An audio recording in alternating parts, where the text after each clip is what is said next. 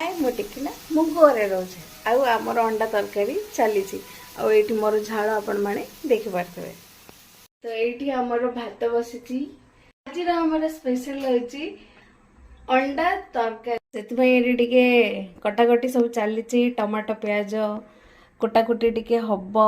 ଅଦା ରସୁଣର ଆଜି ମୃତ୍ୟୁ ଘଟିଯିବ। ତାପରେ ଗୋଟେ ସାଙ୍ଗମାନେ ଅଣ୍ଡା ମୁଁ କ'ଣ ଆଣିଲି କେଜାଣି ମୋ ଗୋଡ଼ ଅଙ୍କା ବଙ୍କା ନା କ'ଣ କେଜାଣି ଅଣ୍ଡାର ପୁରା ପତନ ଘଟି ଯାଇଛି। କ'ଣ କରିବା ଅଣ୍ଡା ତରକାରୀ ସହିତ ଆକୁ ବି ଭାଜିକି ଖାଇବାକୁ ପଡ଼ିବ। ଏଇଠି ଆମର ଅଣ୍ଡା ଆଳୁ ବୁଲୁ ବୁଲୁ ବୁଲୁ ବୁଲୁ ହେଇଗଲାନି। ତରକାରୀ ହେଲା ଯାଏଁ ଟିକେ ଆପଲକୁ ଚାଞ୍ଚି ଚୁଞ୍ଚିକି ଟିକେ କୁଡ଼ୁର କୁଡ଼ୁର କରିଦେବା ଖାଇକି। ଏଠି ମୁଁ ଅଣ୍ଡା ଟିକେ ତେଲରେ ଫ୍ରାଏ କରିକି ରଖିଦେଇଛି। ଏ ଅଣ୍ଡାଟା ବିଚାରା ଆର ହାଲତ ଖରାପ ହେଇଗଲା। ପିଆଜ ଟିକେ ଭଜା ଭଜି ଚାଲିଛି। ତାପରେ ଏଇଠି ଟମାଟୋ କଞ୍ଚା ଲଙ୍କା କାଟି କୁଟିକି ରଖାହେଇଛି। ଅଦା ରସୁଣ ପକା ହବ। ଆଳୁ ବି ଛଡ଼ା ଯାଇଛି।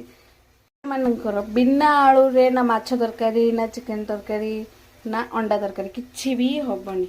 ସୋ ଆଳୁ ଇଜ୍ ମୋଷ୍ଟ ଇମ୍ପୋର୍ଟାଣ୍ଟ। ମସଲା ମସଲି ପକେଇକି ସବୁ ଏଠି ମସଲା ଟିକେ ଚାଲିଛି ଘାଣ୍ଟା ଘୁଣ୍ଟି।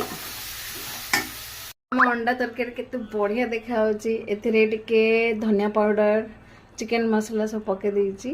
ତାପରେ ଘୋଡ଼େଇକି ଟିକେ 5-10 ମିନିଟ୍ ରଖିଦେବା।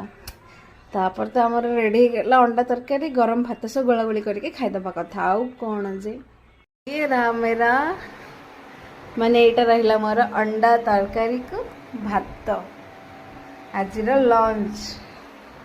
କେମିତି ଲାଗୁଛି କମେଣ୍ଟରେ କହିବେ। ମୁଁ ତ ଚାଲିଲି ଖାଇବାକୁ, ଆପଣମାନେ ବି ଖାଆନ୍ତୁ ବନେଇକି ଆଉ ଏନ୍ଜୟ କରନ୍ତୁ। ଆଳୁକୁ ଏମିତି ନେଇକି ଚକୁଟିକେ ଆ ସହିତ ଯେଉଁ ଖାଇବାର ମଜାଟା ଅଛି ନା, ଆହା ଅଣ୍ଡା ତରକାରୀ କମି ଆଳୁ ତରକାରୀ ଅଧିକ ଲାଗିଲା ଯେତିକି ଆଳୁ ପକେଇଛି ନା। ମୋ ଚ୍ୟାନେଲକୁ ସବସ୍କ୍ରାଇବ୍ କରିକି ମୋତେ ସପୋର୍ଟ କରନ୍ତୁ। ରହିଲି, ଜୟ ଜଗନ୍ନାଥ।